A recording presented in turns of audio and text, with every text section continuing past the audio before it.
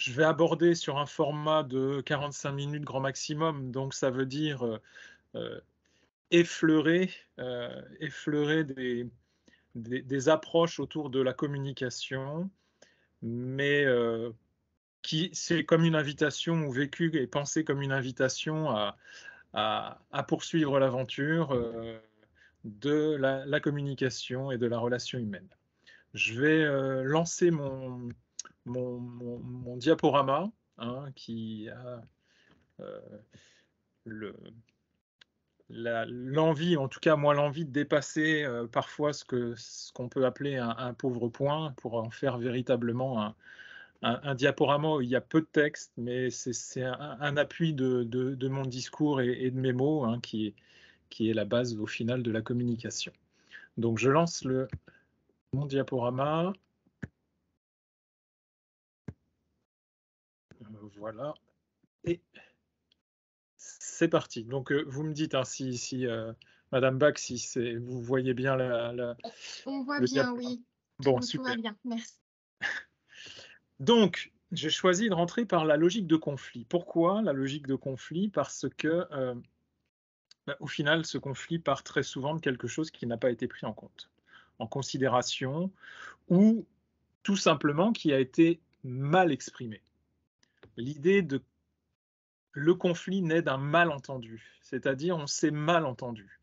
Or, l'enjeu dans tout ça, c'est que si on veut accompagner les partenaires de l'école, quels qu'ils soient, autant les enfants, autant les parents, autant les collègues, heu, voilà, toute personne qui gravite dans la sphère, de l'école, eh bien, au final, cet accompagnement, est-ce que ça ne se limite pas tout simplement à une question de com?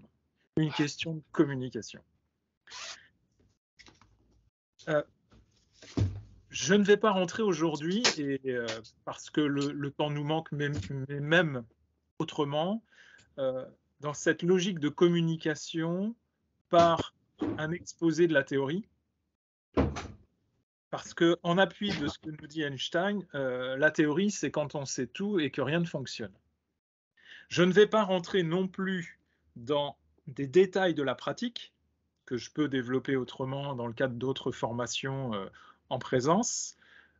Donc je ne vais pas être dans une logique de pratique pure, parce que, à la suite de ce que nous dit Einstein, la pratique, c'est quand tout fonctionne et que personne ne sait pourquoi.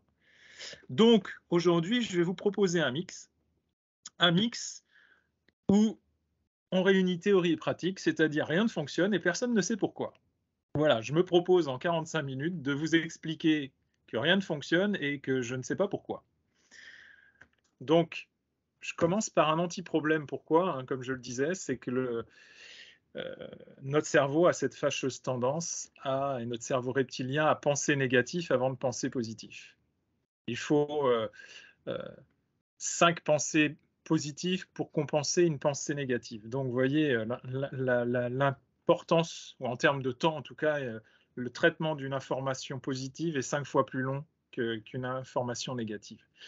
Donc, pensons anti-problème, parce que là, on arrive à trouver très rapidement des solutions à un anti-problème.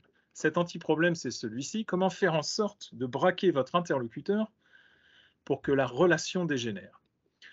Je Ça n'appelle pas la réponse de votre part, hein, parce qu'on est trop nombreux et autres, mais c'est juste une invitation à vous arrêter, un petit temps d'arrêt pour vous dire: «Tiens, et moi, quelle solution je peux trouver?» Non pas pour éviter de braquer, mais pour braquer. Et là, on va se rendre compte que les solutions arrivent de manière pléthorique. Je vais commencer par des expressions que l'on a tendance à à évoquer, à utiliser quand, on veut gagner du temps. Et l'enjeu, c'est que ces expressions-là, dans quelle mesure elles sont source d'une meilleure communication, ou plutôt ce risque de se prendre les pieds dans le tapis des jeux de pouvoir. Mon cabot vient de dégueulasser mon gazon. Ce n'est pas en hurlant des obscénités que vous aurez gain de cause. Chérie, cette soupe est vraiment trop calorique. Dans cette école, nous exigeons un travail d'équipe. Si c'est au-dessus de vos capacités, vous feriez mieux d'aller voir ailleurs. Et tu veux que je t'aide? Ça t'amuse de griffonner sur ta table d'écolier. Bon, déjà, premier rapport à ces échanges-là, est-ce que ça invite effectivement à être sur une réponse sereine, positive, tranquille? L'enjeu, c'est que justement, dans la communication, heu, on a tendance à présager, présupposer, heu, alors que l'invitation pour une communication sereine, c'est justement accepter de prendre le temps. Accepter de prendre le temps et l'idée, c'est, pour mieux aller vers les autres, communiquer vers les autres, bah, c'est une invitation d'abord à faire un voyage de soi vers soi. Et ce voyage de soi vers soi, c'est oser se questionner de manière impertinente sur et notamment se poser différentes questions sur avant de parler en soi. Questionner ses intentions avant de parler. Alors, plusieurs questions. Première question, tiens, mais pourquoi je dis ça en fait? Pourquoi, quand je le parle à tel ou tel interlocuteur, que ça soit un enfant, un parent, un collègue, pourquoi je lui dis cela? Et c'est la première étape de la communication, c'est-à-dire prendre le temps d'observer. Observer, et il y a un exercice très intéressant à proposer, que je propose avec d'autres supports, heu, c'est à partir d'une photo de classe, de demander aux personnes d'identifier l'enfant avec qui vous imaginez que ça va mal se passer. Et de même, identifier l'enfant avec qui vous pensez que ça va bien se passer. Heu, on voit tout de suite dans notre esprit, on se dit: «Oui, avec notre éthique, notre morale, professionnelle et humaine», on se dit: «Ah oui, mais non, moi j'accueille tout le monde. Je n'ai pas à préjuger de qui que ce soit». Il n'empêche que il n'empêche, analysons quand même notre prédisposition, mine de rien, à préjuger. Est-ce que quand on est-ce qu'on apporte la même qualité d'accueil, la même attention, le même temps à tous les partenaires? Je parle des enfants, mais je vais aller plus loin. Je parle aussi des collègues, des adultes, des parents d'élèves. Quelle est notre propension au final à préjuger, à se projeter dans des intentions que l'autre n'a pas forcément quand il rentre en communication avec moi? Donc, derrière tout ça, l'enjeu, c'est de dire quoi? C'est que, bah, on ne peut pas agir sur les autres. Clairement, vous aimeriez qui changer, un conjoint, qui changer, un collègue ou autre. Bon, en pure perte, on ne peut pas agir sur les autres. Par contre, on a un pouvoir extraordinaire, c'est celui d'agir sur soi-même. On peut agir sur soi-même. Et en agissant sur soi, on va se rendre compte que petit à petit, ce que l'on sème pour soi va profiter aux autres. Donc, l'idée, c'est qu'on n'a pas toujours de pouvoir sur les événements extérieurs ou sur les autres. Mais on a ce pouvoir, toujours, d'agir sur nos propres pensées. À partir du moment où on a conscience qu'on peut être amené à préjuger de manière consciente ou inconsciente, souvent inconsciente. Je pense, exemple un couple avec qui j'échangeais, des jeunes parents qui, se échangeaient sur le choix du prénom en disant que ça avait été très dur de trouver le prénom de leur enfant. Pourquoi? Bah, parce que, «Ah oui, moi je voulais Théo». «Bah oui, mais Théo, moi ça me rappelle, un élève que j'ai eu et qui était, pas du tout agréable». Heu, voilà, et donc cette part d'inconscient, parfois heu, dans notre histoire, dans notre vécu personnel, d'enfant, de bébé et autres, qui nous renvoie à: «Tiens, cette personne, on sent qu'il y a quelque chose qui accroche», et puis là, par contre, ah non, et on est incapable de savoir pourquoi. Et pour autant, nous, en tant qu'adultes et en tant que professionnels, quoi qu'il arrive, on se dit: «Non, mais moi, j'accueille tout le monde tel qu'il est, de manière inconditionnelle». Ouais, mais cet inconditionnel-là, il n'est pas aussi simple que ça. Donc l'idée, justement, c'est derrière notre capacité à bien observer, c'est observer pour, certes, aiguiser normalement notre esprit critique, mais le problème de l'esprit critique, c'est que ça a une double connotation. Ça peut être très positif, mais ça peut être aussi pensé comme critique avant d'être esprit. Donc c'est pour ça que je propose plutôt qu'esprit critique, de transformer l'esprit critique en exploration de l'autre et curiosité de l'autre. Je ne regarde pas dans une analyse critique, je vais montrer mon souci d'explorer. Tiens, qu'est-ce qui se passe chez ce parent? Quand ils veulent plus ou moins de devoirs à la maison, quand ils veulent encore des notes en CM2, et faire preuve de curiosité. Tiens, quand ils réclament des sorties scolaires, quel est leur besoin quand ils s'inquiètent d'un manque d'autorité? Et d'aller chercher chez eux, euh, montrer en tout cas votre intérêt pour ce qu'ils vivent et, et pour après pouvoir leur exprimer cette idée de bah, comment je peux vous aider? Comment je peux vous aider à répondre à? Donc voilà, comment je peux transformer cet esprit critique en, en exploration et curiosité de l'autre. Donc ça, c'est la première question. Pourquoi je dis ça? Pourquoi dis-je cela? C'est dans mon souci d'observer sans juger, d'être sur un constat sans interprétation. Deuxième question, que dit-il? Tiens, que me dit-il? Que me dit-elle, cette personne, quand elle s'adresse à moi? Je répète, élève, parent, collègue.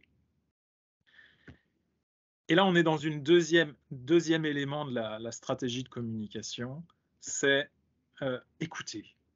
Après avoir observé sans préjugés, on est sur écouter. Oui, mais écouter, c'est peut-être pas aussi simple que ça. Ça t'aide si je te dis que c'est nul, bah, je sais pas, faudrait peut-être développer. Et là, il y a plusieurs exercices. Parce que l'enjeu, je le répète, la communication, c'est pas une méthode qu'on va suivre de A à Z. C'est à la fois un état d'esprit, un état d'être, une posture, j'ai presque envie de dire une hygiène de vie. C'est quelque chose qui se vit avant de le faire vivre aux autres.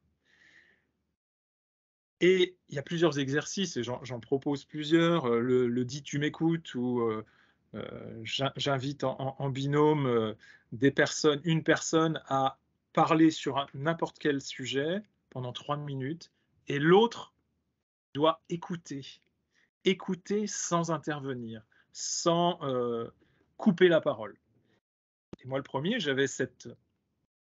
me justifiais dans l'idée de couper la parole parce que j'exprimais à l'autre l'idée que, ouais, mais si je ne pose pas ma question maintenant, je vais avoir oublié cette question. Et là, on me rétorque, à juste titre, ouais, mais si tu as oublié cette question, c'est que ça ne devait pas être suffisamment important. Et puis j'aurais attendu 30 secondes ou 1 minute, j'aurais sans doute eu une réponse à cette propre question. Donc c'est compliqué d'écouter sans intervenir. Et deuxième exercice qui peut être aussi intéressant à vivre, c'est l'exercice des 8 conseils. Alors, je ne vais pas le décrire ici, hein, je l'évoque dans le roman pédagogique notamment. C'est cette idée, par rapport à une situation pénible vécue par, par vous ou n'importe qui, et cette personne va ensuite se confier au meilleur ami que je suis, et ce meilleur ami va lui apporter 8 conseils. Or l'idée, c'est est-ce que quand on est dans une situation compliquée, est-ce que c'est d'un conseil dont on a besoin de son meilleur ami? Et l'enjeu justement, c'est de pouvoir montrer et démontrer que, bah, ce n'est pas de conseils dont on a besoin, c'est d'une véritable écoute. L'enjeu, c'est comment écouter sans conseiller. Écouter sans conseiller, posons-nous une question que j'essaye moi aussi de me poser, hein, dans la logique de communication. Comment puis-je l'aider sans m'imposer? Et là, c'est faire preuve à la fois d'une qualité de présence et une qualité de soutien.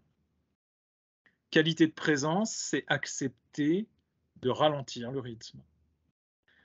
C'est aussi accepter de faire silence. Alors ralentir le rythme, c'est éminemment compliqué, surtout à la fois dans notre société de l'ultra rapidité de tout, et alors de surcroît dans notre métier d'accompagnement de l'humain, où je dis souvent aux enseignants, lâchez votre chronomètre MITRE que vous avez en poche et acceptez de vous arrêter.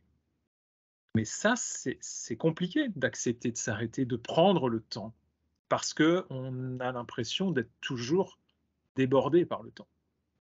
C'est accepter de faire silence. Or, on est dans un métier de la communication, du verbe haut, du verbe fort, de la communication permanente. On parle beaucoup. Des conjoints qui ne sont pas dans l'éducation nationale savent éminemment nous le dire. Nous parlons beaucoup. Donc, c'est faire silence, stopper toute activité aussi.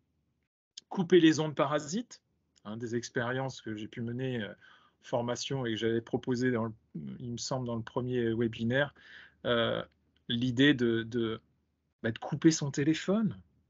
Accepter, si vous avez votre téléphone à côté de vous, eh bien, si votre téléphone sonne, vous ne pourrez pas vous empêcher d'aller vérifier qui appelle, ne serait-ce que pour vous rassurer, pour juger de la pertinence ou de l'importance de cet appel. Il n'empêche qu'à ce moment-là, les ondes, enfin, le téléphone va parasiter votre présence, votre qualité de présence auprès de la personne, de l'interlocuteur.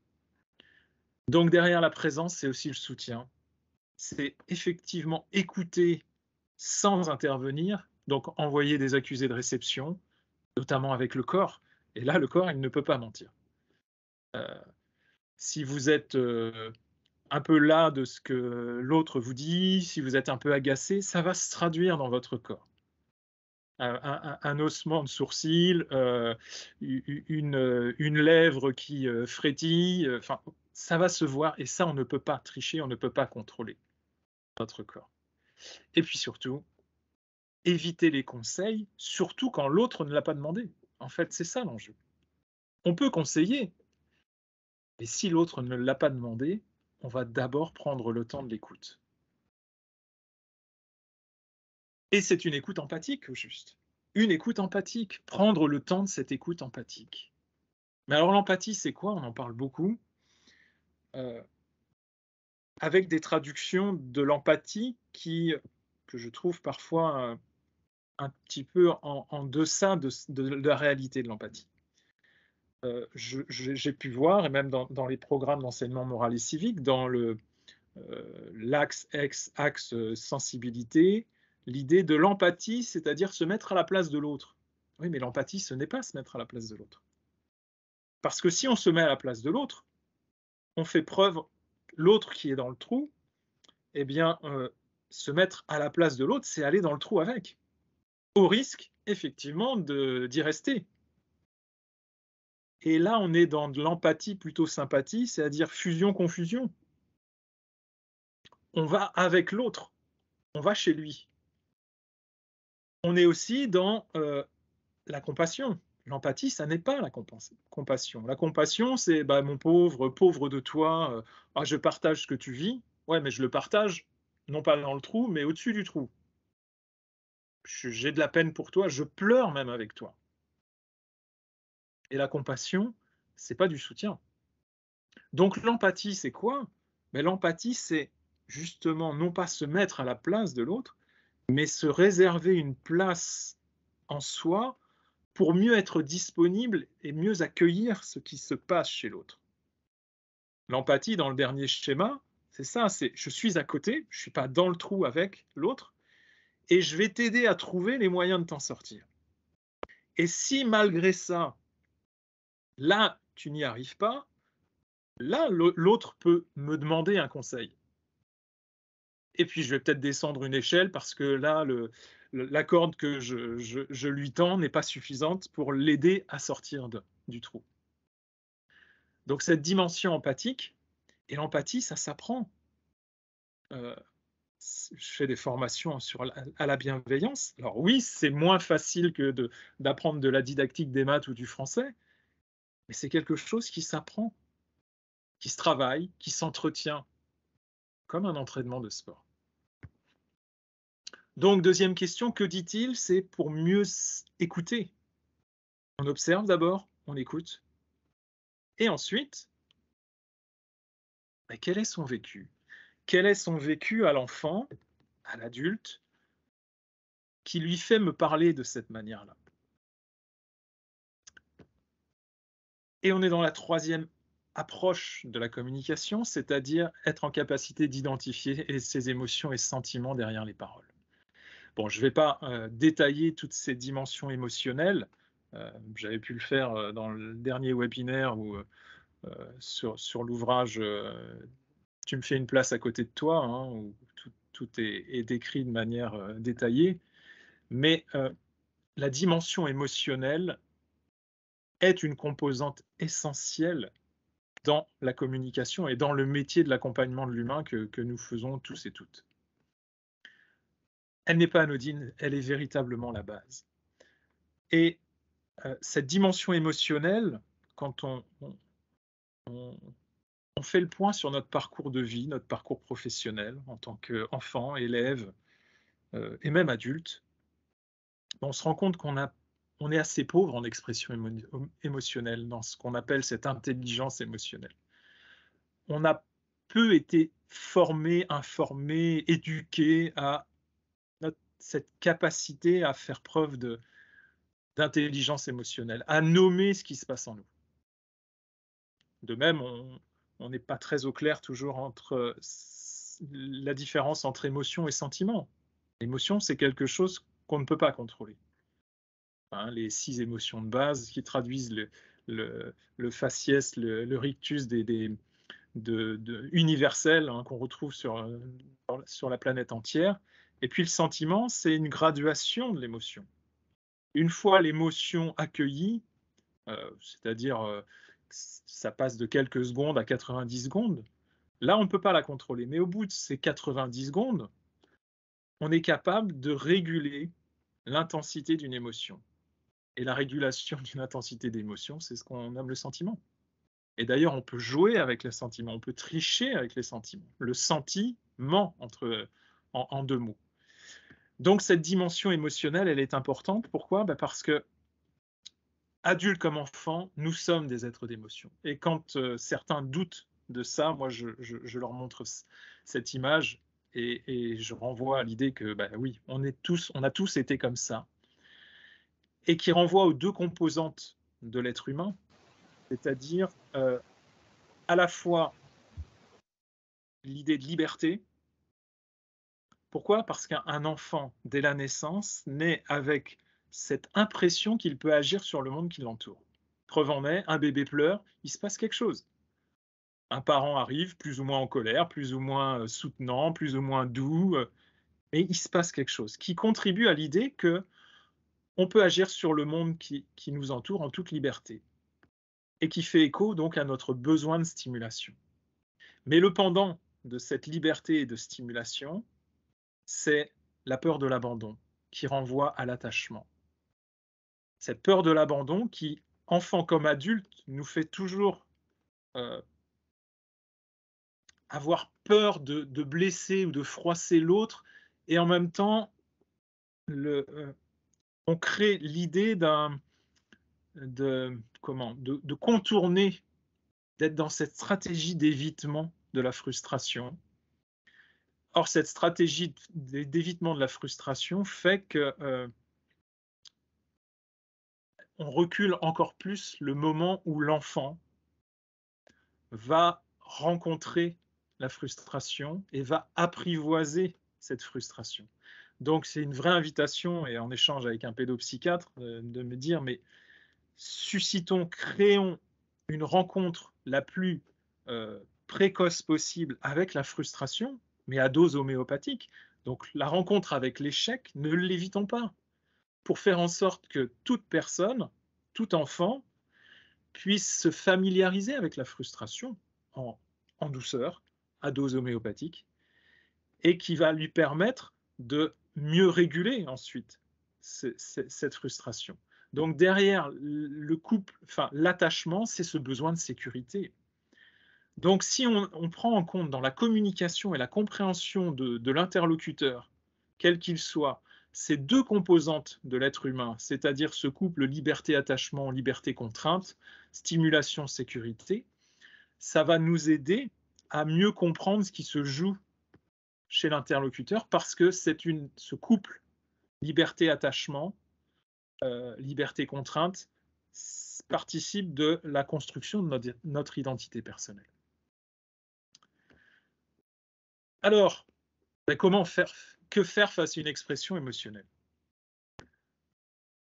L'idée, c'est justement de se poser cette question de comment puis-je l'aider à avoir conscience de ce qui se passe en lui, en évitant une question absolue, c'est l'idée du pourquoi. Pourquoi ça renvoie, alors de surcroît avec un jeune enfant, à être capable à devoir justifier ce qu'il est incapable de comprendre. Donc la question pourquoi est à éviter parce qu'elle génère justement de l'inquiétude et une réponse qui va être une réponse émotionnelle et qui ne va pas être une réponse positive. Donc l'idée, c'est de se centrer sur le mouvement intérieur de l'enfant, de l'adulte, plutôt que sur des faits extérieurs. C'est effectivement accompagner l'enfant, l'adulte, plutôt que les événements extérieurs. Je donne un exemple. Donc, en se posant ces questions, qu'est-ce qui se passe? Qu'est-ce que tu ressens? Qu'est-ce que vous ressentez? Je vous donne un exemple concret. Je n'ai pas envie de travailler, dit l'enfant. Et c'est soft hein, quand il vous dit ça comme ça. Moi, je l'accompagne. Reformulation, tu n'as pas envie du tout. Je vois que tu n'as pas envie, effectivement.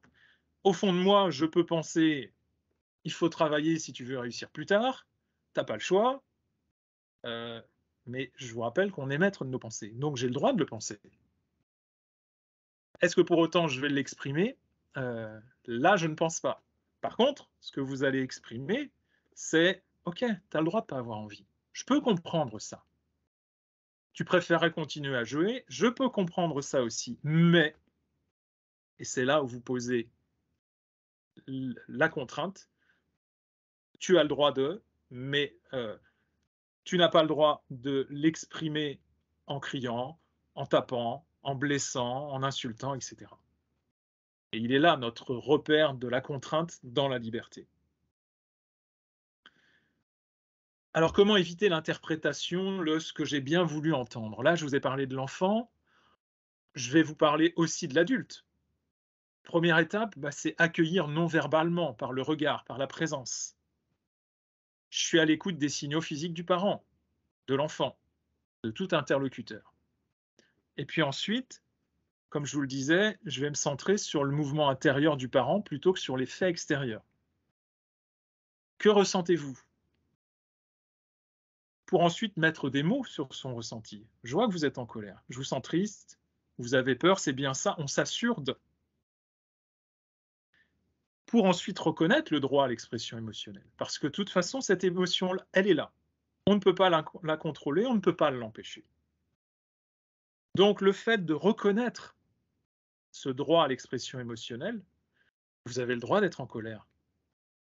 Eh bien, c'est déjà un élément d'apaisement qui va permettre ensuite, une fois l'émotion contrôlée, une fois, et un indicateur, c'est la respiration de l'enfant qui s'est apaisée, même la respiration de l'adulte, de votre interlocuteur, c'est enfin pouvoir s'appuyer sur les faits extérieurs concrets, objectifs, d'où votre qualité d'observateur que vous avez développée.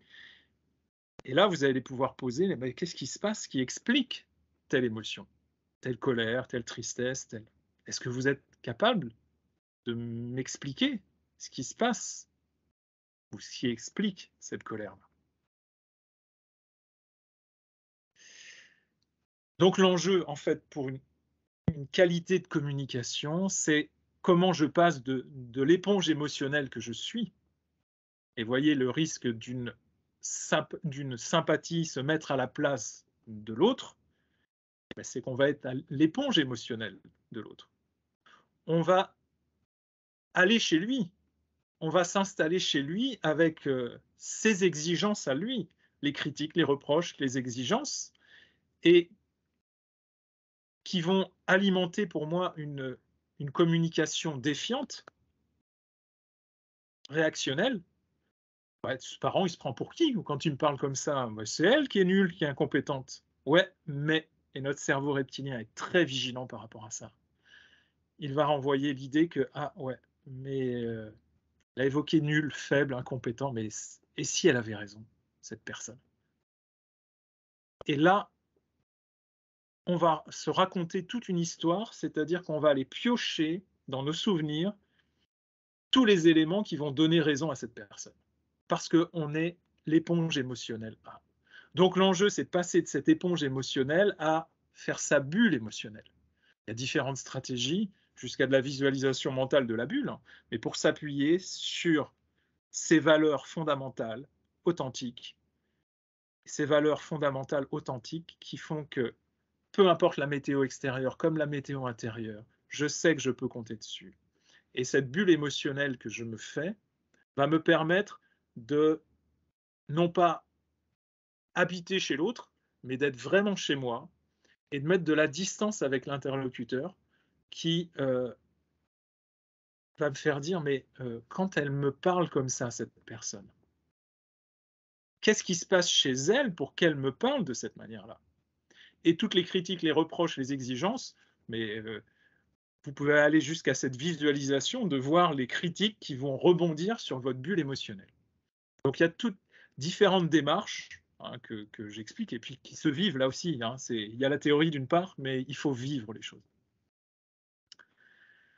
Un des éléments pour construire sa bulle émotionnelle et en tout cas mettre de la distance avec l'interlocuteur, c'est être sur une respiration consciente, des exercices de cohérence cardiaque notamment, hein, cohérence cardiaque qu'on nomme aussi la méthode 3-6-5, c'est-à-dire 3 fois par jour, 6 respirations par minute et pendant 5 minutes. Cette méthode de cohérence cardiaque, cette respiration par cohérence cardiaque, euh, permet véritablement de lisser, de mettre en adéquation vos picots du cœur avec votre respiration, c'est-à-dire lisser les pics cardiaques. Et derrière ça, derrière cette démarche, en fait, c'est minimiser, réduire le taux de cortisol, c'est-à-dire l'hormone du stress dans le sang. Et ce, jusqu'à 3 à 4 heures après ces temps d'exercice, de respiration, c'est-à-dire aller 3 fois 5 minutes par jour en classe, vous avant d'aller travailler, sur un temps de pause. Euh, Moi, c'est ce que je propose en classe aux enseignants. Le matin, on enlève les grains de sommeil. Tiens, entre le français et les maths, ce temps où on est en apnée, les enfants sont en apnée, l'enseignant est en apnée, le personnel AESH peut être en apnée, enfin, toute personne, eh bien, d'être sur ce temps de respiration.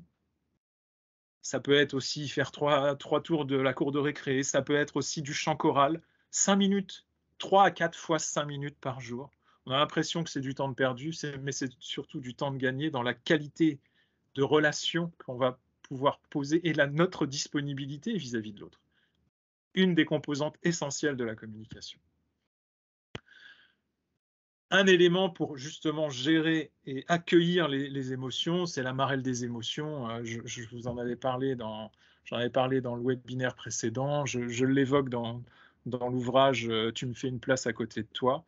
En tout cas, un élément qui va permettre d'accueillir l'émotion et puis d'y apporter des réponses pour après lui dire au revoir, ça y est, c'est réglé.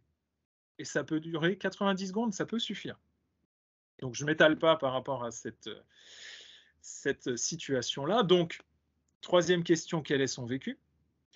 Et puis quatrième question, mes besoins en compétition, comme je disais, et l'enjeu à l'école, c'est le lieu aussi de l'échange, de la relation, de la communication, c'est comment je mets en partage les besoins des enfants avec les besoins de l'enseignant.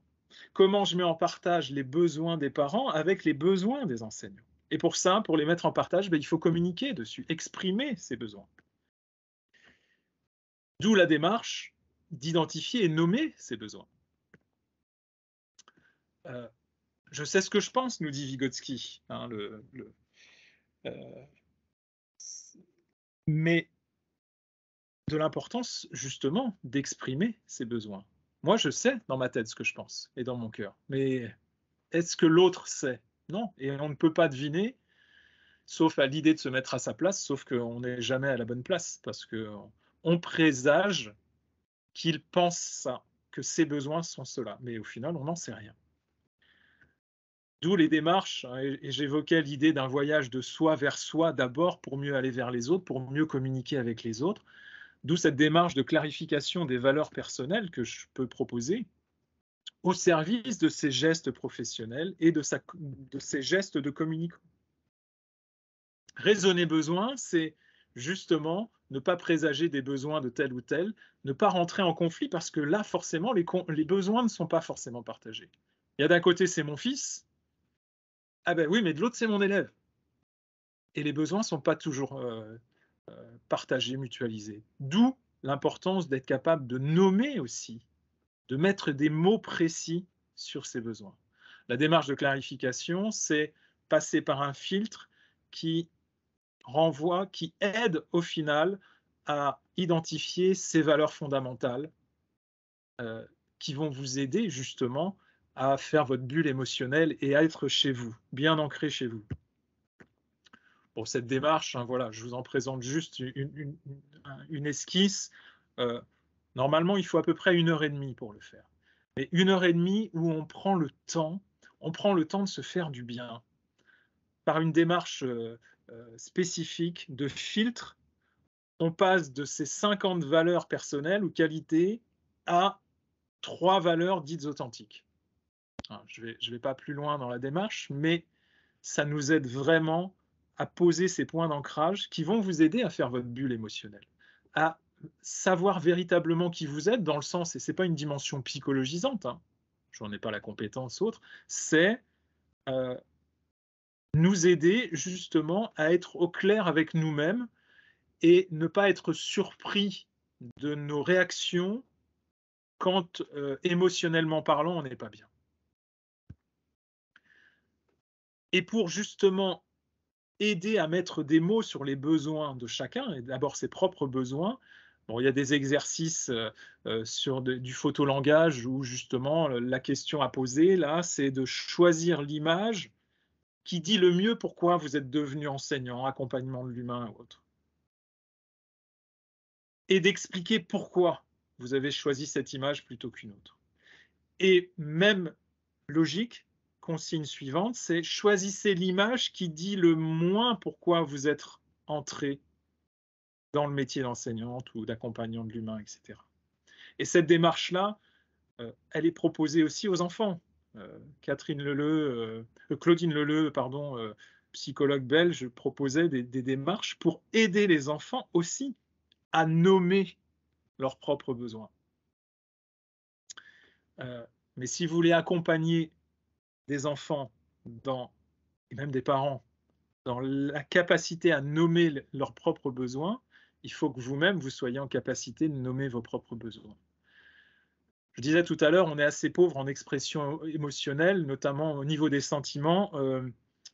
On utilise 10 à 15 mots, sauf qu'il y a une liste de plus de 150 mots. C'est la même chose pour les besoins. On trouve des listes de nombreux besoins, et c'est aussi la richesse de la langue française avec toutes ses nuances. Mes besoins en compétition. 5e question, c'est quoi mon objectif? Quand je lui parle, quel est mon objectif? Et là, on touche sur la dernière composante de la communication, demander. après observer, écouter, exprimer ses sentiments, ses besoins, on va faire des demandes. Et là, les demandes renvoient à cette idée de ne pas tomber dans le jeu des pouvoirs. Ça fait écho au concept d'autorité, renvoie à la colère, l'idée de sanction-punition, que j'ai pu évoquer dans d'autres approches sur l'accompagnement des élèves à difficultés comportementales notamment. Derrière ces éléments-là, comment faire en sorte de ne pas se prendre les pieds dans le tapis des jeux de pouvoir? C'est ne pas rentrer dans le triangle dramatique. Karpman, un psychologue américain dans les années 60, pose cette idée d'un triangle dramatique ou triangle infernal de la relation, qui est un triangle très bancal, qui renvoie à l'idée de je vais être dans la logique de sauver l'interlocuteur, l'enfant, le parent, mais je vais le sauver. Sauf que bien malgré lui, et donc petit à petit, je vais devenir un bourreau, je vais l'obliger à. Et de bourreau, bah, ça va vous exploser à la figure, vous allez devenir victime. Cette théorie de Karpman, je l'ai simplifiée dans l'idée d'une autre théorie qu'on a appelée la théorie du slip. Pourquoi la théorie du slip? Bah, ça fait écho à Superman. C'est-à-dire que si vous avez des propensions à vouloir être un ou une super-héroïne, eh bien, vous allez avoir tendance à mettre votre slip au-dessus de votre pantalon et donc jouer les sauveurs. Et de sauveurs, vous allez devenir bourreau et ensuite victime. Donc l'enjeu, c'est comment passer d'un triangle dramatique de Karpman, je ne suis pas sûr que Karpman, vous allez vous en rappeler la théorie du slip un peu plus, à mon avis, à ce triangle vertueux, un triangle beaucoup plus posé, stable, qui va traduire l'idée de plutôt que d'être dans l'idée de sauveur, on va être dans l'idée de vulnérabilité, conscience d'une vulnérabilité, qui va renvoyer au soutien, et ensuite l'affirmation ou pouvoir, avoir le pouvoir d'aider l'autre plutôt que d'être dans une obligation qui vous rendrait victime de. Donc, quand vous avez une propension à vouloir sauver l'autre, dites-vous, bon, il vaut mieux que je garde mon slip à la bonne place, et comme ça, je ne rentrerai pas dans le triangle dramatique, mais plutôt dans un triangle vertueux, comme assise d'une communication sereine et positive. Et justement, un des éléments très puissants d'une communication qui va nous aider aussi à être pleinement serein avec nous-mêmes pour mieux être, pour mieux poser les bases d'une communication partagée et sereine avec l'autre. C'est ce qu'on appelle les strokes. Les strokes, alors en anglais, ça a deux sens, deux significations, c'est à la fois coup et caresse. Et l'idée, c'est de proposer, il y a toute une démarche que je décris, où on s'envoie des strokes, alors positives, pas négatives, mais à la fois conditionnelles, c'est-à-dire ce que j'apprécie chez toi en tant qu'enseignant, en tant que parent, en tant qu'enfant, c'est, et ce que j'apprécie chez toi en tant que personne, c'est. Je peux vous assurer que cette démarche-là, moi j'invite vraiment à la faire avec tous les partenaires de l'école, avec les enfants en classe, ça c'est une chose. Être dans une préoccupation partagée, on parle là de préoccupation partagée dans les conditions de harcèlement, mais qu'est-ce qu'une communication au final que celle d'être dans une préoccupation partagée de l'autre? Et c'est ça l'enjeu. Et les strokes, la démarche de strokes, aide vraiment à reconnaître l'autre. Et quand j'ai vu des réactions même d'enfants après ces exercices de strokes, des enfants là qui se qualifiaient comme les bons à rien de l'école, verser une larme en disant mais on pense ça de moi. Je peux vous dire que ça change tout dans la qualité de la relation humaine. Et en communication avec les adultes, c'est la même chose. À un moment, de pouvoir partager en tant que partenaire de l'école. Alors, entre collègues, j'ai mené des expériences dans des dynamiques d'équipe. Bon, c'est extraordinaire. Parce que là, ça y est, les bases d'une relation de confiance, elles sont posées. Elles sont posées. Alors en termes communiquer, c'est quand même utiliser des mots aussi. Et là, la langue française, elle est à la fois riche, mais elle est aussi source de confusion et de malentendus. Donc l'enjeu, c'est d'éviter tous les implicites. Bon, vous connaissez sans doute ou peut-être cet exercice, trouver X et l'élève répond, il est là. Bah oui, mais quelque part, là, cette consigne est vraiment source d'implicite. Or, l'implicite, source de malentendu, malentendu, source de conflit, d'incompréhension. Donc, évitons ces malentendus, évitons ces consignes parfois embrumantes. Alors, je vous propose quelques indicateurs. Posez-vous la question du pourquoi. Quel intérêt pour l'enfant? Quoi? Ce que l'enfant doit être capable de réaliser. Le comment, avec quoi? Quelles conditions matérielles, de temps, etc. Et puis dernière chose, jusqu'où? C'est-à-dire ce qu'il faut faire pour que le travail soit considéré comme achevé. Bah, c'est quelque part les critères de réussite de la tâche. Ce sont des critères d'évaluation. Alors, est-ce qu'il faut décortiquer à ce point? Je vous donne un exemple de consigne très large. Chaque élève de la classe, le qui, devra être capable d'exprimer par écrit, c'est l'action. Son nom patronymique en lettres majuscules, c'est l'objectif.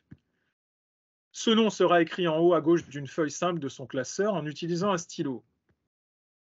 Les conditions et le nom de l'élève devra pouvoir être reconnu et nommé sont les critères de réussite. Bon, c'est une consigne qui est longue.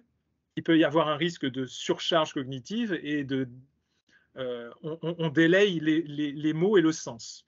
Bon, derrière, une consigne plus directe, c'est écrit ton nom sur une feuille de classeur, par exemple.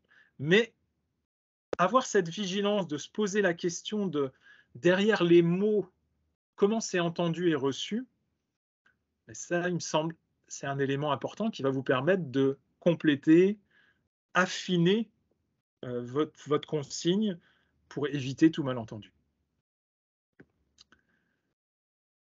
Et donc, dans la démarche de communication, elle doit être à la fois concrète. Donc, je donne des exemples qu'on retrouve dans l'ouvrage. Limpide, à droite, résolu. Allez, tiens, Théo est différent de son frère aîné, appuyons-nous sur des autres talents pour voir comment on peut l'aider en maths. Tempérante, ouais, j'entends votre colère, je vois et j'entends. Ce n'est ni le lieu ni l'attitude pour que je puisse bien vous comprendre. Je vais vous inviter à venir dans mon bureau, etc. Et puis exhaustive, notamment quand il y a un accident, un enfant, ben, on ne peut pas se contenter de dire ouais, votre enfant Camille a eu un petit accident, mais rassurez-vous, c'est pas grave. Je n'ai pas jugé bon de vous informer. Ouais, mais là, ce flou dans la communication va être source d'inquiétude et de stress pour l'interlocuteur. Donc, une communication la plus exhaustive possible. Vous allez poser les éléments. Lors d'une partie d'épervier, un camarade l'a heurté de manière involontaire, l'accident était imprévisible, mais toutes conditions de sécurité étaient installées. Nous avons apposé une pose de gel, votre enfant a fait l'objet d'une vigilance pour vérifier que le choc n'avait pas généré de commotion, etc. Nous ne vous avons pas prévenu parce que je savais que vous veniez le soir et que nous avons été vigilants, mais si vous n'étiez pas venu chercher Camille le soir, je vous aurais contacté directement ou envoyé un mail pour vous expliquer les circonstances de... Voilà. C'est vrai que ça peut paraître long, mais cette dimension d'exhaustivité est une garantie d'une communication la plus sereine et que cette communication soit reçue et accueillie de la manière la plus sereine possible. Bon, ben derrière, c'est l'idée de faire preuve de clarté. Hein, les 6 lettres en acrostiche quelque part d'une communication la plus sereine et positive possible. Faire preuve de clarté. Et puis dernière question, Bon, je vais un peu vite, mais bon, c'est aussi ce temps qui est contraint. Qu'est-ce qui est le plus précieux pour moi? Qu'est-ce qui est le plus précieux pour moi qui me fait dire telle ou telle chose? Et l'enjeu, bah, c'est comment je peux transformer une parole négative en un soutien positif. Comment je vais passer du côté obscur de la force au côté clair de la force. Le côté obscur, c'est comment je passe d'une ironie-moquerie. Ah, c'est sûr, t'es pas une star en français, mon fils, les chiens ne font pas des chats. Tout ce que j'évoque ici sont des situations vécues, hein, et rencontrées. Notre cerveau déteste l'ironie. Bah, notre cerveau n'a pas d'humour. Donc, manier l'ironie, c'est un risque potentiel de créer un malentendu dans la communication. Donc, plutôt que d'être dans la moquerie ou l'ironie, et parfois en disant bah, je fais preuve d'humour, ah ouais, mais t'as pas d'humour, bah, oui, mais manier l'ironie sous couvert d'humour, c'est pas la meilleure manière de communiquer sereinement. Donc, comment je passe de l'ironie-moquerie plus à la valorisation de ses compétences? Ok, votre enfant a d'autres talents, il est créatif, imaginatif, curieux, sensible. En s'appuyant sur ses qualités, il peut s'améliorer. Moi, je crois pleinement en lui, en ses qualités. Et vous, chers parents? Autre élément, la forme négative. Notre cerveau éprouve davantage de difficultés à traiter une information négative par la négation. Alors, de surcroît, quand il y a deux négations, là, on s'y perd. Exemple, personne ne peut vraiment dire qu'on ne pourra jamais réussir. De quoi tu parles? Donc, aller vers des formes affirmatives, détaillées, circonstanciées, exhaustives, mais affirmatives. Et puis l'autre élément du côté obscur de la communication, sont les injonctions hors domaine de compétences. Votre enfant a besoin de soins, dit une enseignante lors d'une équipe éducative. La réponse des parents, c'est-à-dire, et là on voit, ça y est, les parents se ferment. Parce que là, quand l'enseignante dit votre enfant a vraiment besoin de soins, elle n'est pas à sa place. Elle n'est pas dans son champ de compétences. Elle veut bien faire, certes, mais elle n'est pas dans son champ de compétences. Donc l'idée, c'est plutôt aller vers la reconnaissance de sa juste place ou de la juste place de chacun. Votre enfant montre de réelles difficultés à décoder et autres, il confond certaines lettres, peut-être que l'avis d'un orthophoniste pourrait nous aider ensemble à mieux cibler le problème. Qu'en pensez-vous, chers parents?